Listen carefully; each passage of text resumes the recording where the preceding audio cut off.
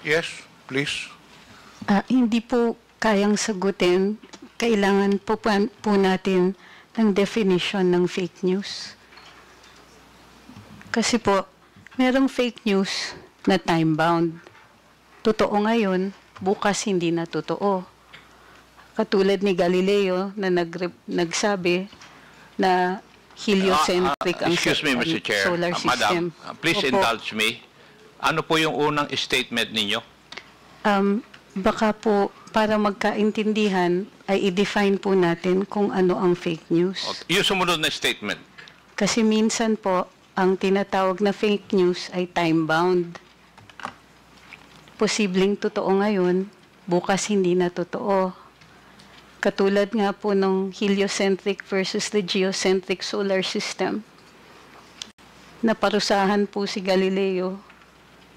Pero 600 years later, nag-apologize ang simbahan. Dahil totoo pala siya. So, what So- is the advantage of fake news?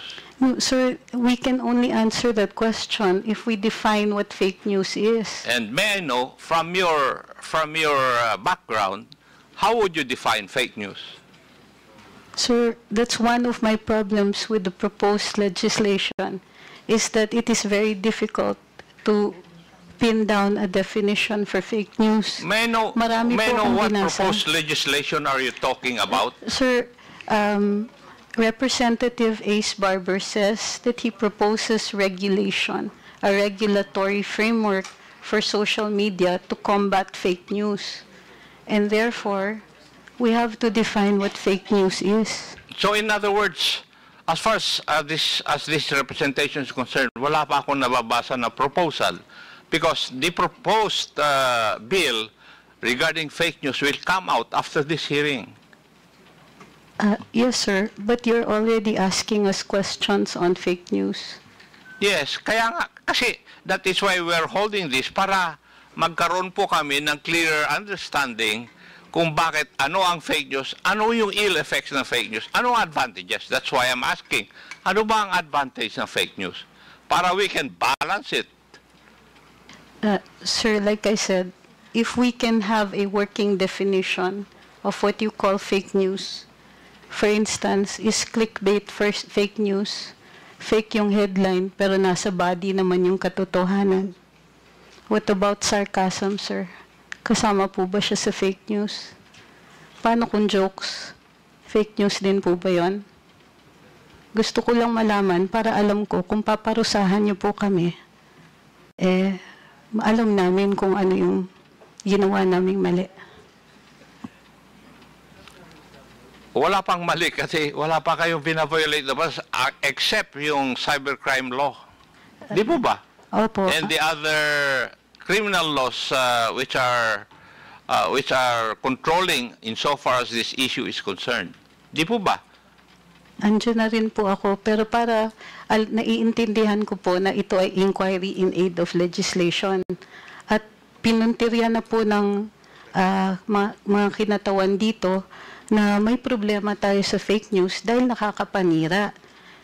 Pero sir, we're pointing out a wrong, but we don't know yet how we're going to define the wrong. And it is a basic tenet sa atin sa Ligang Batas na bahagi po ng bago maggawa ng regulasyon ay may notice tayo kung ano yung masama. Gayun din po sa ating pagdidiskurso dito, kasama po dapat ang isang working definition. Ano po ba ang tinatawag natin na fake news? Baka kailangan din po ng diskurso doon. When we come up with the proposed bill, there will be a definition of terms, as always. So Maraming fake salamat news po. there will be defined. Maraming salamat po. Yes, that's the protocol of this legislative body. Whenever we come up with bills, we have a portion of that bill which define the terms embodied in the proposed bill. So nandun, i-define namin. Don't you worry. Salamat po. Yes, because if ever there will be a proposed bill, it will still undergo technical working group and maybe most of you would still be invited. So your opinions on the matter will be known by the legislators. So magkakaroon po ng definition.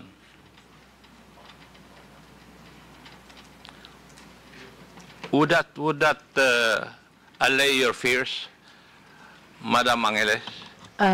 Yes, sir.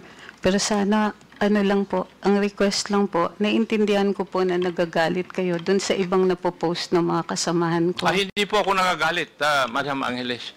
Kasi ang nagsasabi lang sa akin, yung mga anak ko, kung binabanatan po ako. Sila po ang mahilig magbasa. Ako, I'm too old already to read all those things. Naiintindihan ko po, sir. Pasensya na po kasi bahagi rin po ng pagde-develop ng ating komunikasyon at yung bagong teknolohiya na tinatawag nating social media. Pati po yung values nagde-develop din. Sana naiintindihan din po ninyo na bahagi din po ito ng kahit anong pagbabagong nangyayari. So, yeah, pero kung yung means na pagbabago ay labag po sa batas, tama po ba yun? Attorney? Sir po, pakiulit po. Kung yung pagbabago na sinasabi po ninyo, kasama sa pagbabago, ay kung labag naman po sa batas. Kasama po sa batas? Hindi, labag po sa batas. At sir, nakakasama doon sa mga citizens ng country na ito. Tama sir, po ba yun? Sir, maliwanag naman po pag may paglalabag sa batas na kailangan itong parusahan. Sa tingin po ninyo, sa experience po nyo, kayo po ang kasama dyan sa business na yan, wala po bang paglalabag sa batas na nangyayari ngayon? Wala po naman din akong sinasabi na walang paglalabag. Hindi, tinatanong ko nga po kayo. Hindi ko naman sinasabi na sinabi ninyo binabato mo sa akin yung katanungan ko Kayo po ang nagpa-practice nito. Sir, nababasa po ninyo yung mga blogs ng iba. Wala po ba, sa tingin ninyo, wala pong paglalabag sa batas? Sir, kung sa fake news, hindi, sagutin niyo po muna yung tanong ko. Sir, may mga nakikita ko, yung iba ay libel, mayroon pong iba na dahil hindi po nila naiintindihan, mayroon posibleng mga unlawful utterances. Pero covered nga po siya ng batas. Pero ang pagkaintindi ko po sa diskurso natin ngayong araw na ito ay yung posibilidad na gawan natin ng batas ang tinatawag ninyong fake news. Yes. Yes, sir. That is the purpose of this hearing also. Yes, sir. Mayroon din naman po ng paglalabag. Pero dahil hindi pa po batas ang fake news, hindi siya paglalabag sa batas. Gayon pa man, naiintindihan ko, mayroong nasasaktan, mayroong nadadamage. At yun po dapat yata ang pinupuntiryan natin. Yung may masasaktan, yung may damage, at yung may mali siya. Kung titignan po natin ang batas, lahat po ng limitasyon sa kalayaan magsalita at magpahayag ay ukol doon sa mga may masasaktan, katulad ng bayan o kaya individual, o mayroong malaking possibility ng kaguluhan. At ginagawa ito ng may mali siya. So kung ito pong mga elemento na to ay present doon sa pagpapahayag ng fake news, definitely, sir, mayroon pong nangyayari niya ngayon. Noted po. Maraming I salamat agree with you po. also on that point. Thank you. Mr. Chair, may I go to BIR? A while ago, BIR, natanong po kayo kung nag-comply kayo sa submission ng mga nagbabayad po ng taxes na nag-engage sa business na ito. Di po ba? Yes, Your Honor. And a while ago, if I remember it right, hindi pa kayo makapagbibigay ng mga payments that they made. Would that be correct? Yes, Your Honor. Yes. May I know why? Your Honor, we are prohibited by Section 270 of the Tax Code, Your Honor. And what does that state? Your Honor, we are prohibited from divulging data based on the returns filed by the taxpayer, Your Honor.